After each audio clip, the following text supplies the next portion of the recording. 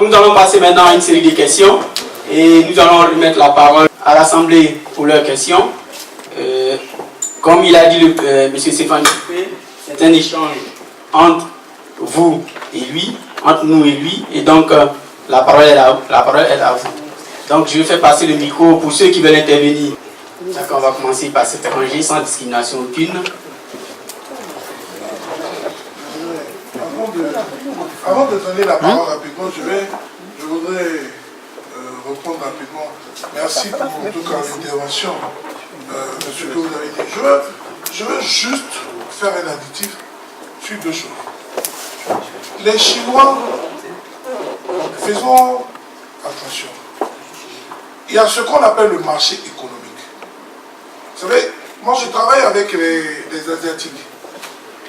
Et souvent, imaginez-vous, quand un Chinois crée un produit,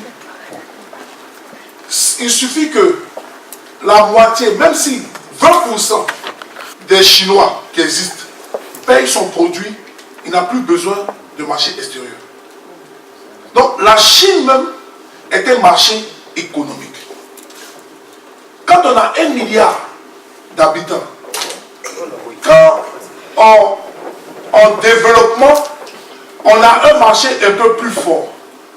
C'est pour ça que moi je suis dans tous nos accords de coopération, je suis sur les marchés d'intégration. Je n'aime pas l'intégration africaine politique, j'aime l'intégration africaine économique. Parce que si nous avons un marché commun de l'UEMOA, si nous avons un marché commun de la CEDEAO, si nous avons un marché commun de la CEAC, où est que tous les habitants de cette partie de l'Afrique là peuvent être des potentiels clients. Est-ce que vous voyez? Je dis ça pour le développement. La tontine, on parle de capacité pour la tontine, il faut avoir 10 personnes qui apportent et après on investit, d'accord. Mais la tontine, ici à Lyon, je ne sais pas combien les Chinois sont, mais je suis sûr qu'il y a plus de Chinois qui n'y voient rien. Et il faut un fonctionnement économique, il faut un fonctionnement de l'intégration. Maintenant, pour terminer sur la question de financement, oui, ça nous intéresse. On a un département, on a toute une société qui est un hedge fund. Ça veut dire quoi? Ça veut dire qu'on est là pour investir, mais on n'est pas là pour faire du social. Voilà. On n'investit pas parce que ça me plaît, on investit parce que tu gagnes et je gagne. Donc, vous avez des projets, je vais vous donner les contacts de certains des collaborateurs pour lesquels, parce qu'on a tout un département pour faire du hedge fund, pour pouvoir financer les projets. Il n'y a pas de problème pour ça. Une série de questions.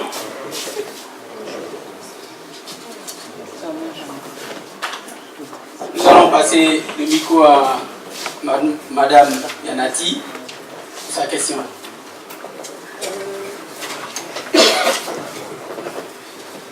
Bonsoir et merci pour votre intervention. Moi c'est Yanati et j'aimerais savoir en fait c'est quoi votre entreprise, dans quel domaine avez-vous entrepris, parce que, enfin je ne suis pas venue en retard mais je pense que vous n'en avez pas parlé. Et voilà, j'aimerais savoir le domaine dans lequel vous entreprenez. Et comment ça se passe dans le contexte ivoirien. Comment vous avez fait pour vous implanter? Quelles sont les difficultés éventuellement que vous avez pu avoir? Ok. C'est Madame Yanati. Yanati.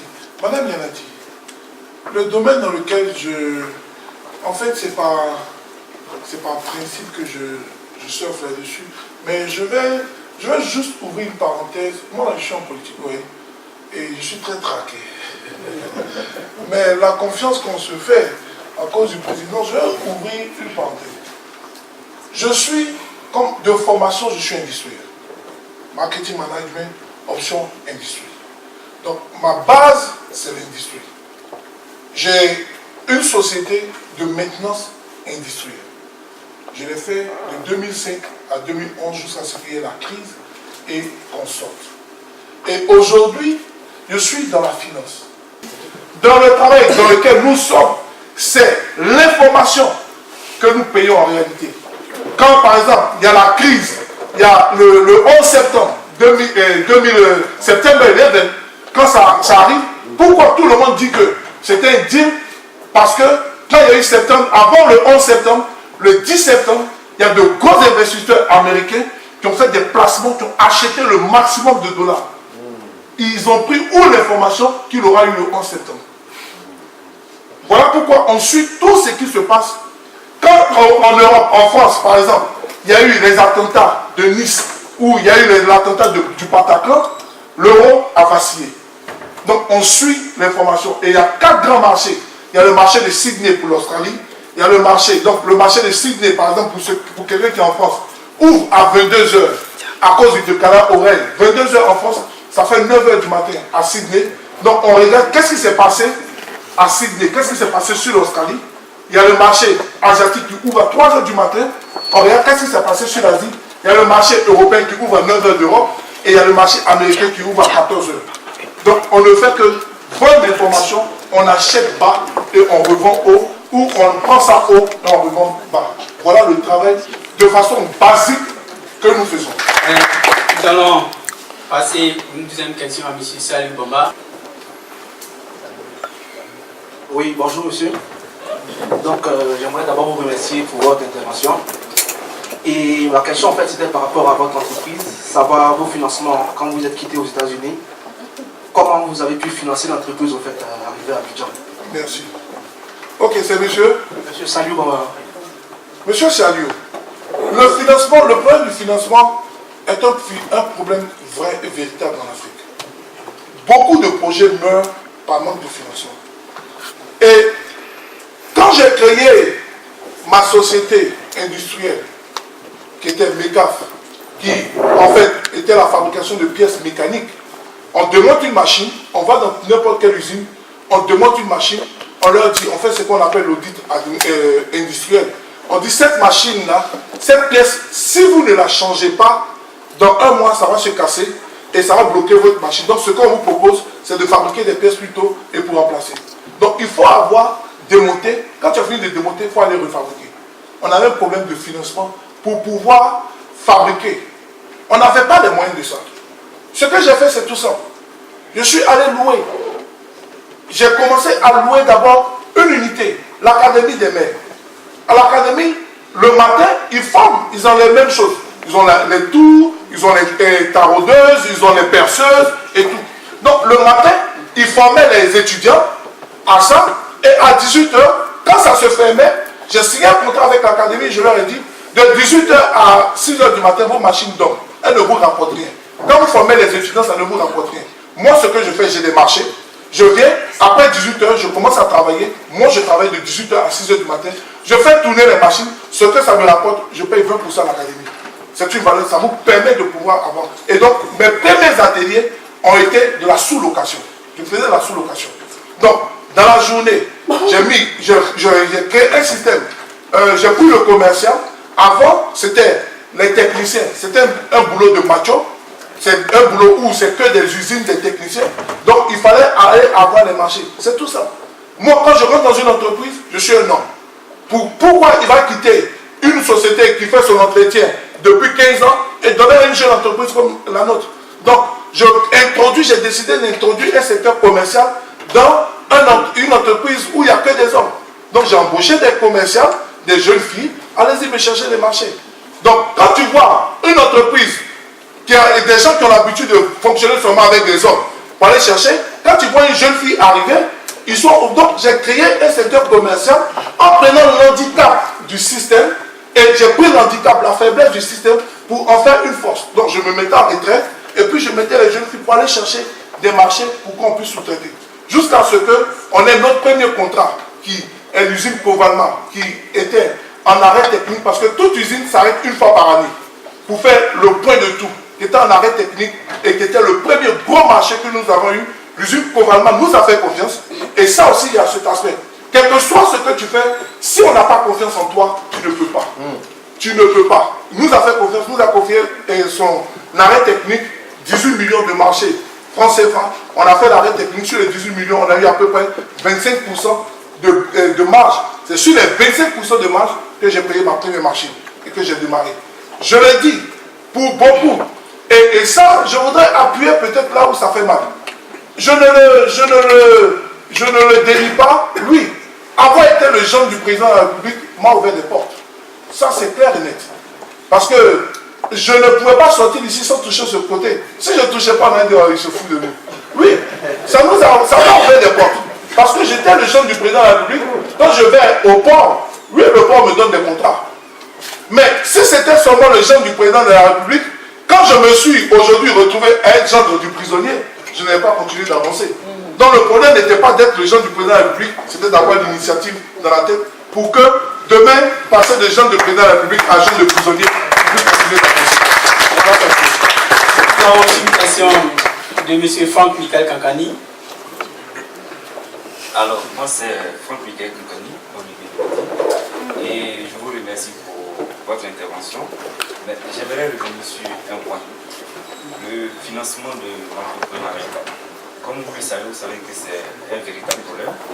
Et là, tout à l'heure, vous avez répondu à sa question en disant que vous avez eu affaire à votre temps à faire des sous-traitances.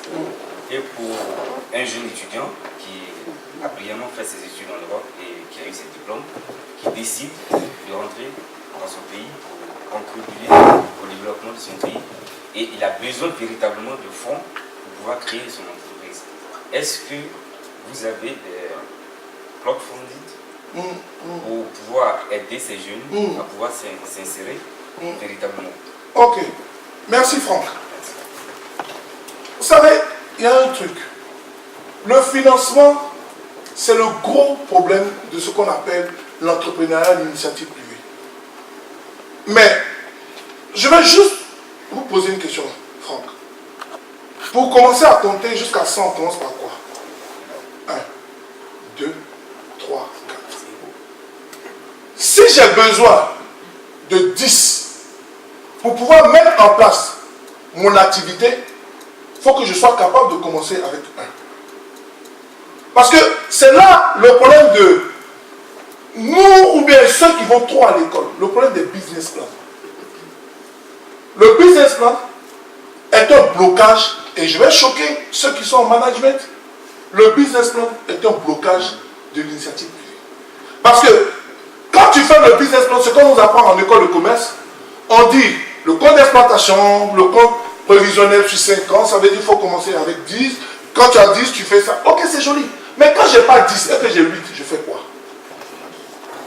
Donc, celui qui atteint son business plan, qui a dit que mon plan d'investissement commence par 10, quand il n'a pas 10 et qu'il a 8, il passe son temps à chercher 2. Il ne cherche pas à travailler avec les 8 pour atteindre 10.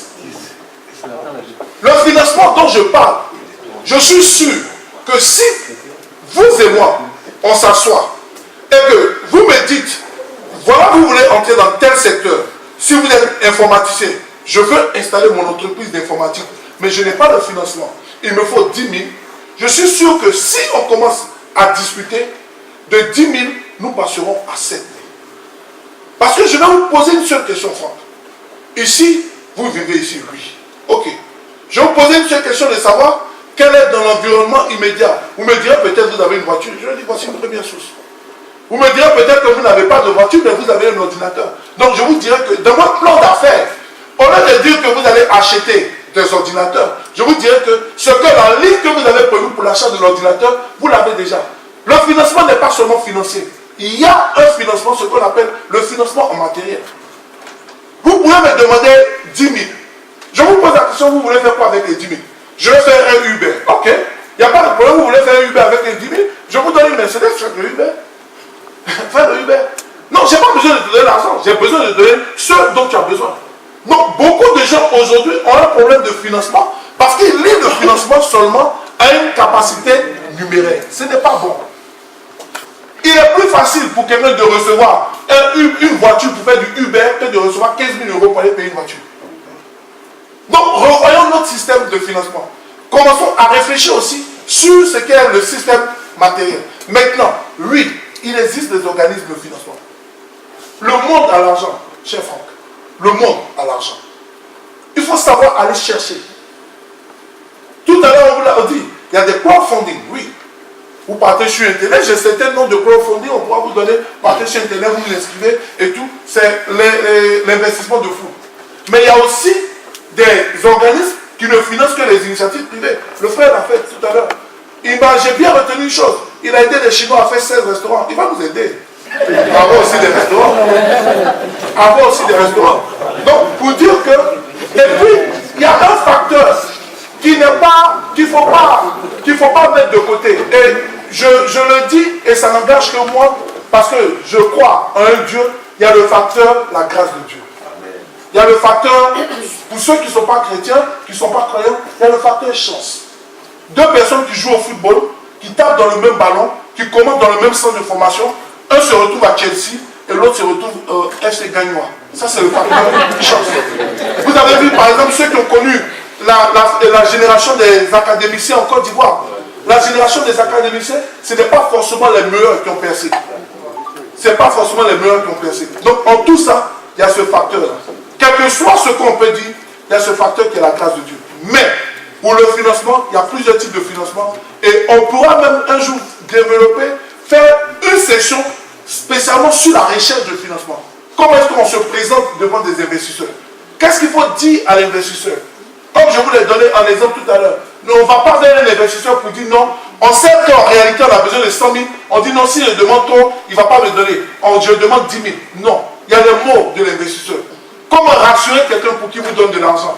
Comme on dit, il est plus facile de pouvoir vendre une place, une maison, et je dirais une maison sur la lune, que de vendre une maison ici à Lyon.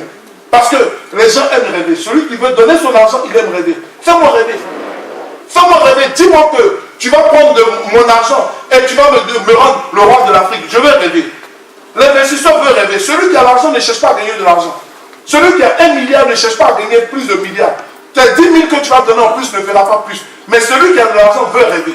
Donc l'investisseur, quand on va vers un investisseur, quand on est entrepreneur, il faut le faire rêver. Il faut l'amener là où il ne connaît pas. Dis-lui que ta machine, je la veux parce que ta machine, à cause du fait que ta machine s'appelle Kawasaki, dans tous les villages africains où je vais installer, tu seras connu, tu vas devenir le prochain Caterpillar. Fais rêver l'investisseur, il te donnera de l'argent. Nous avons une autre question de M. Jean-Richard Bien. Merci bien. J'aimerais d'abord dire merci au conférencier pour son enseignement. Parce qu'au départ, il a dit qu'il ne devait pas faire un cours d'amphi. Mais moi, personnellement, je me suis rendu compte qu'effectivement, c'est un cours qu'il nous a donné. Et parce que pour moi, futur entrepreneur, futur chef d'entreprise, je l'avoue, je suis vraiment convaincu que tout ce qui vient d'être dit, nous allons vraiment mettre ça en application et puis on va atteindre nos objectifs. Mais moi, ce n'est pas vraiment une question, mais en fait une doléance. Dit que nous sommes aujourd'hui, nous avons quitté la Côte d'Ivoire, nous sommes arrivés ici en France, nous sommes en train de finir nos différentes formations et nous avons une étiquette sur nous, qui est notre peau. Et la recherche du stage est une problématique auquel nous sommes vraiment confrontés ici à Lyon. Pas mal d'étudiants l'année dernière, pour pouvoir valider leur année, n'ont pas pu avoir du stage, ont été confrontés à quelques difficultés, n'ont pas pu avoir du stage. Vu que vous êtes notre aîné, vu que vous êtes un modèle pour nous, on souhaite qu'au travers de vous, vous puissiez vraiment nous aider, n'est-ce pas, à avoir l'accès facile, n'est-ce pas, aux différents chefs d'entreprise qui sont ici en Europe, pour qu'on puisse aussi vraiment déposer nos CV auprès d'eux. Une chose est de se former, mais une autre est d'avoir de l'expérience. Nous ne voulons pas rester ici en France. On veut partir en Côte d'Ivoire. Je veux devenir mon pays, la Côte d'Ivoire. Et je finis sur ce point pour dire qu'il y a un monsieur qui n'est pas ivoirien, qui est camerounais, qui est mon patron, il restera mon patron, c'est lui, M. Obama Benjamin. J'ai été chez lui en stage. Il m'a pris, il m'a formé. Vous l'avez dit tout à l'heure, notre système nous forme au chômage. Je ne dénie pas mon pays, la Côte d'Ivoire, j'aime vraiment mon pays, la Côte d'Ivoire. On a été vraiment bien formés, on n'a vraiment pas eu de l'expérience. Je suis arrivé avec lui, il m'a tout appris. Il m'enseigne toujours. Et je souhaiterais vraiment que, au travers de vous, on puisse vraiment avoir un network, c'est-à-dire le réseau aussi des entrepreneurs ivoiriens qui sont ici en Europe, pour qu'auprès d'eux, on puisse apprendre auprès d'eux, pouvoir discuter avec eux, partager leur expérience, afin qu'on puisse vraiment développer la Côte d'Ivoire. Parce que la Côte de demain, c'est nous. Je vous remercie. Je voudrais en tout cas porter ma voix, coller ma voix à celui du frère M. Obama. Je voudrais vous dire merci. Ce que vous faites pour nos frères, merci. Je pense que ensemble, ce que vous faites, on va essayer d'apporter notre toute petite contribution pour pouvoir aider à faire avancer cela. Je vais vous dire encore une fois merci. Nous allons encore prendre deux questions et après, on va s'arrêter sur ces deux questions. Donc, s'il y a des questions.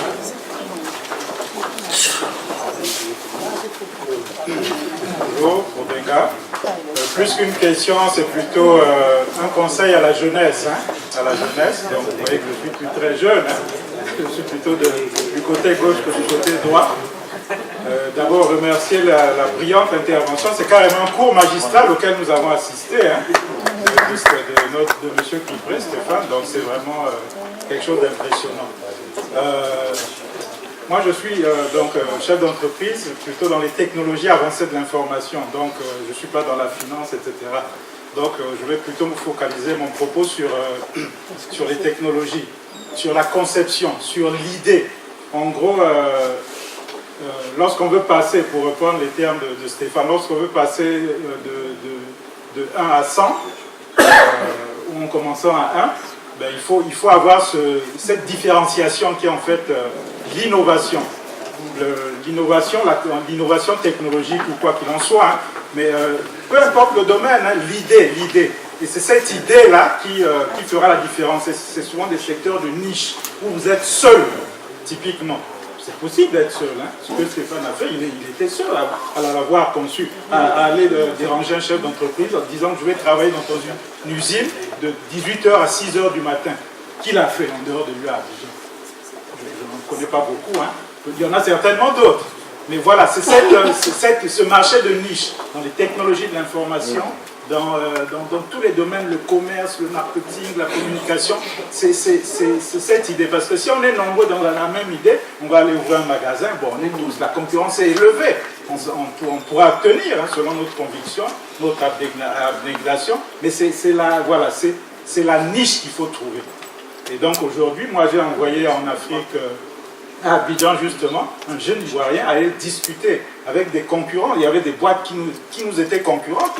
Ils étaient à peu près un collège de 6 membres, enfin 6 techniciens, 6 directeurs, etc. Enfin, un collège de 6 membres, et lui, il n'était que 2, on n'était que 2 de notre côté, mais on a su faire preuve que notre technologie était de loin valable parce qu'on était sur un marché de niche et on avait fait la différence à ce niveau, à 2 contre 6. Et ça, c'est typiquement ça. C'était plutôt donc ce conseil, mettez-vous sur des marchés de niche. Et ça, vous ne le regretterez pas. Merci. Mais en additif, parce que merci beaucoup, cher ami, merci pour ça. En additif, ce qui est rare a de la valeur. Ça, il faut retenir ça. Et il y a le secteur, je voudrais appuyer les startups, tout ce qui est application. Je ne connais pas le domaine dans lequel vous êtes et tout ça, mais c'est une niche. Tout a besoin aujourd'hui d'être industriel et d'être informatisé. Avant, vous vous rendez compte qu'aujourd'hui, on a le Uber, tu commences à créer, tu commences à... Voilà, avant tu appelais le G7. Donc vous voyez que l'informatique rentre un peu dans tous les domaines. Et il y a quelque chose qu'il a dit qui est important. C'est bien de faire comme les autres, mais quand ça sature, on ne fait plus. On a un problème. Quand un ouvre un salon de coiffure, nous tous, on fait la coiffure. Quand un fait une cabine téléphonique, nous tous, on fait les cabines. Quand un fait chauffeur Uber, nous tous, on fait chauffeur Uber. Derrière, bon, quand je suis arrivé ici, que j'ai vu que le truc de Uber, ça marchait et tout, je dis oui. Moi, je ne vais pas faire un truc de chauffeur Uber, non. Je vais, ceux qui ont la capacité de faire les Uber, je vais être leur fournisseur. Au moins, là-bas, je sais qu'on n'est pas beaucoup. Comme tous ceux qui font les Uber sont nombreux, donc ils seront des potentiels clients pour moi, et je vais me mettre d'un côté où moi, je vais commencer à leur fournir les voitures pour aller travailler. Donc, il faut toujours avoir, dans ton initiative, il faut toujours avoir le plus qui te rend rare. C'est ça qui a de la valeur. Qu'est-ce que je rajoute? La valeur ajoutée. Tu peux prendre une idée, mais ne fais pas comme. Fais comme plus 1. Il fait des habits, je ne fais pas que des habits, je fais des habits plus la cravate. Donc ma valeur ajoutée est ce qui me rend rare et c'est ce qui me donne le plus d'argent. Parce que quand tu fais trop comme, à un moment donné, ça sature. Voilà un peu aussi des idées pour pouvoir investir, pour pouvoir entrer dans un secteur. Ne regarde pas le secteur plat, mais regarde le secteur plus ton initiative. Qu'est-ce que je peux innover? Qu'est-ce que je peux apporter en plus dans ce qui est fait jusque-là? Si les autres tressent, moi je ne tresserai pas seulement, je ferai tresser plus les mèches, plus le vernis, plus donc mon initiative privée. Merci encore, cher ami. Donc nous allons prendre la dernière question, qui est de M. Didier Darasuba. Monsieur Kifé, bonjour. On est arrivé à vous. Merci encore de la conférence que vous avez faite, qui est très enrichissante. Moi, j'ai mon frère en Côte d'Ivoire qui est au stade qui a fait une ONG. Au jour d'aujourd'hui, il a besoin de financement. Et l'État, que peut faire l'État ou que peut faire certaines personnes pour pouvoir l'aider? Parce que si vous voulez, il est un peu en sensibilisation dans les zones des quartiers comme Gagnois, Dalois, tout ça. Et il lui manque vraiment des infrastructures pour pouvoir faire ses... Il est dans quel secteur? Ophtalmologie. Donc il a plusieurs magasins sur Abidjan. Il ne cherche pas trop à compter sur l'aide de l'État, parce que bon, je ne sais pas trop. Mais il a besoin de personnes, puisqu'il a des patients qui sont atteints de la cataracte. Pour pouvoir, il a besoin d'aide pour pouvoir opérer ces personnes. Et ce sont vraiment des zones éloignées de la ville. Quelle idée pouvez-vous nous donner pour qu'on puisse avancer? Ok. Je pense que tout à l'heure, on va voir ça parce qu'on peut mettre en contact et tout. Voilà. On peut, pour ça, il n'y a pas de problème. Mais votre question m'amène à dire à nos frères, à nos soeurs, à nos amis, voici 3 secteurs qui, en business, ne tomberont jamais. Je retiens bien, souvent on nous dit, on ne dit jamais, jamais, mais je sais pourquoi je le dis. Tout ce qui touche à la nourriture, sois fâché comment tu vas manger. Quel que soit l'endroit du monde où tu vas te trouver, tu mangeras. Donc, quand on dit nourriture, c'est agriculture, c'est tout ce qui touche à la nourriture. Un autre secteur, tout ce qui touche à l'habillement. Quel que soit, à moins que tu sois fou, tu ne sois pas nul. Donc, que ce soit tout ce qui est habillement, tout ce qui touche au corps humain, et enfin la santé. Personne ne va être malade.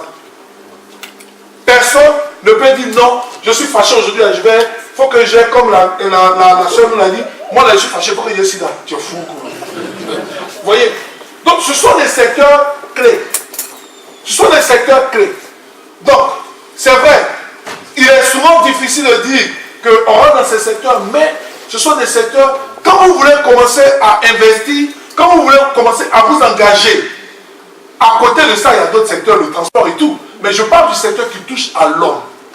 Tout ce qui touche à l'homme est un secteur qui ne tombe jamais. La crise économique ne touche pas la nourriture. La crise économique frappe ceux qui sont dans les domaines comme nous, finances et tout ça. La technologie avance. Il y a des incubateurs actuellement aujourd'hui de tout ce qui est idée. Et il y a quelque chose que vous ne devez jamais oublier. Dans l'investissement, c'est la première idée.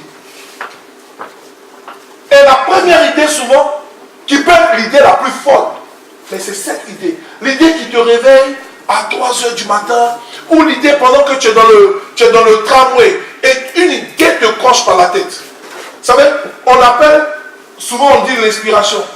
Mais cette idée-là, c'est cette idée qu'il faut mettre sur papier. Parce que l'idée que moi je te donne n'est pas de toi. Mais l'idée que tu as, c'est ce que tu sais faire. Et ça, comme je l'ai dit, c'est l'expérience qui nous donne à partager ce genre de choses. Il y a des secteurs qui existent. Et puis, il y a la confiance en soi. Je pense qu'on a fait la dernière question. Je profite en même temps pour conclure. Il y a la confiance en soi. Ne dis jamais, je ne peux pas. je suis, tout à l'heure le frère l'a dit, c'est vrai, oui, souvent il y a la couleur et tout ça, mais that's BS. C'est important, c'est vrai, mais il ne faut pas que ça soit, ne nous arrêtons pas à ça. Ne disons pas, oui, ça existe, mais en même temps que ça existe, je ne regarde pas celui qui n'a pas réussi, je regarde celui qui a réussi. Oui, il est difficile d'avoir un stage quand on est noir en force, mais oui, il y a des gens qui ont eu des stages. Non, si eux ils ont eu, moi je vais avoir. C'est tout. Je ne regarde pas l'échec, je regarde la réussite. On se décourage trop vite. Perdre prépare la victoire. Échouer prépare la réussite. Mais ce qui fait que tu ne réussis pas, c'est l'abandon. Never give up. Never. Quand tu tombes, il faut que tu dises c'est pourquoi la dureté du sol. Il faut savoir te lever. Je parle le temps de quand je sortais de Côte d'Ivoire, je suis sorti avec un jean, un polo, une basket, une femme, 2 enfants, famille, et puis 1 million de francs CFA, 1500 € quand je sortais de Côte d'Ivoire. J'ai compte bancaire saisi, maison saisie, entreprise saisie, mais tu n'as pas saisi ce qui est ici. Never give up. Pendant 6 mois, j'ai passé mon temps, j'ai pleuré, mais à un moment, je me suis levé et je dis, ça suffit.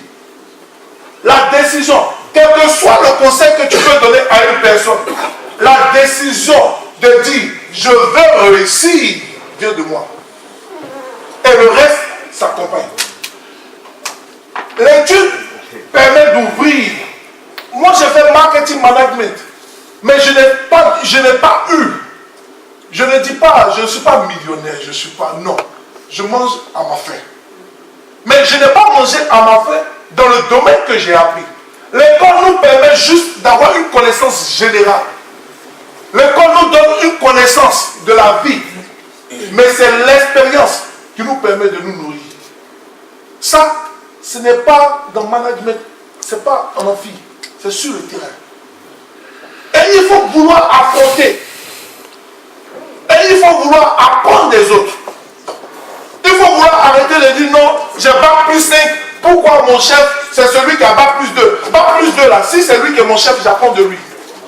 Mais il y a un problème que nous les étudiants nous avons, c'est que nous sommes sûrs de notre diplôme. Le diplôme, c'est la clé, c'est juste là pour ouvrir. Mais la vie, c'est comment l'initiative privée, la capacité de vouloir apprendre. Moi, je respecte beaucoup de chefs d'entreprise ivoiriens ici qui sont dans la sécurité. Je respecte le travail que M. Obama fait. Je respecte. Moi, j'ai appris une chose de lui. Je dis, à Lyon, dans toute son intervention, j'ai retenu une seule chose. À Lyon, la restauration marche. C'est tout ce que j'ai retenu. La restauration marche à Lyon. Et je sais qu'il a les capacités de pouvoir trouver. Donc, dès qu'on finit, je ne vais même pas avoir honte. Oui, en tant que conférencier, mais j'irai vers lui, frère, donne-moi ton numéro de téléphone. Je ne vais pas venir pour dire oui, c'est moi le conférencier, après la conférence, j'attends qu'on vienne vers toi. Mais, juste, arrête. Changeons notre mentalité. Allons vers. Mettons-nous ensemble. C'est notre volet. Si je ne peux pas, je me mets avec l'autre. Et puis j'avance. Mais quand on se met ensemble, il y a un principe de business auquel je ne crois pas. Le 50-50, ça n'existe pas. 2 personnes qui sont ensemble, qui sont sur le même pied d'égalité, ne réussissent pas. Il faut un pour tirer l'autre. Il faut un qui est chef, qui a 55 et l'autre a 45. C'est comme ça le principe de s'associer. On ne s'associe pas si on ne se connaît pas. On ne s'associe pas parce qu'on est ivoirien. Moi je suis en France, je suis en exil en France, je ne fréquente pas le milieu des Ivoiriens. Je ne fréquente pas le milieu des Ivoiriens. Pas parce que c'est un mauvais milieu, non, président. Parce que je pense que ce que je suis en train de faire aujourd'hui, où j'ai besoin d'apprendre, il n'y a pas beaucoup d'Ivoiriens dedans. Donc je m'en vais vers ceux qui sont dedans pour apprendre. Et quand j'apprends, je viens maintenant donner l'enseignement aux Ivoiriens. Mais si nous restons entre nous, chaque entreprise de sécurité, c'est bien. Mais on ne pourra pas aller au-delà de ça. Et on va fonctionner entre nous. Si nous restons entre nous, on mange seulement tous les dimanches, on se retrouve seulement à manger de la sauce graine. À un moment donné, on ne saura pas que manger la sauce graine n'est pas bon. Il faut sortir. Vous êtes ici. Allez-y vers les blancs, chers frères. Allez-y vers eux. Arrêtons cette histoire de non, la communauté, oui, la communauté c'est bon. Mais allons-y, on est venu les trouver. Nos parents ont payé nos études, nos parents ont payé nos billets d'avion, c'est pour venir apprendre et autres. Donc quand on se met ensemble nos apprentissages, et puis on va chercher ailleurs. C'est ça aussi qui tue. Et vous êtes venus ici, quand on finit, oui, il y a l'expérience, on apprend, mais il y a quelque chose qui tue, qui est bon pour financer les études. Mais je ne veux pas, encore une fois, j'ai affaire à des étudiants, mais je le dis, pas parce que je néglige cela, mais ça tue souvent, c'est les petits boulots. Tu le fais pour tes études, mais quand à un moment tu as fini, accepte de sortir de ça. Accepte de sortir de ça. Je sais de quoi je parle. Accepte de sortir de ça. Accepte de croire que quand tu as mis 500 € et que tu as payé ta maison, accepte de sortir de ça. Je préfère faire 2 mois, 3 mois de chômage pour chercher que de faire 3 mois où je reste seulement dans la sécurité devant un écran. On est étudiant. Je ne dis pas que c'est mauvais. Pour quelqu'un qui n'a pas fait des études, ce n'est pas grave, c'est bon. Tous les moyens sont bons. Mais pour des étudiants, quand tes parents ont payé tes études, accepte de sortir aussi pour pouvoir faire venir d'autres. C'est dans ce contexte-là que je suis en train de dire ça. Mais même quand tu fais la sécurité, même quand dans l'esprit de dire qu'aujourd'hui c'est moi qui regarde l'écran, demain il faut que j'emploie d'autres personnes pour regarder l'écran. Mais si pendant 5 ans, toi seul tu regardes l'écran, tu as échoué. Si pendant 5 ans, toi seul tu regardes et tu ne peux pas créer une société de sécurité, c'est que tu as échoué. Si tu as un seul magasin de cheveux, toi seul, pendant 5 ans, tu continues de faire toi-même les mèches, ta peau va devenir dure. Pour d'autres personnes, sois chef d'entreprise. Quel que soit l'endroit où tu es, commence aujourd'hui pour que demain tu sois chef d'entreprise. La prospérité de l'Afrique, le développement de l'Afrique passe par une chose, la force de la jeunesse et l'entrepreneuriat. Je vous remercie.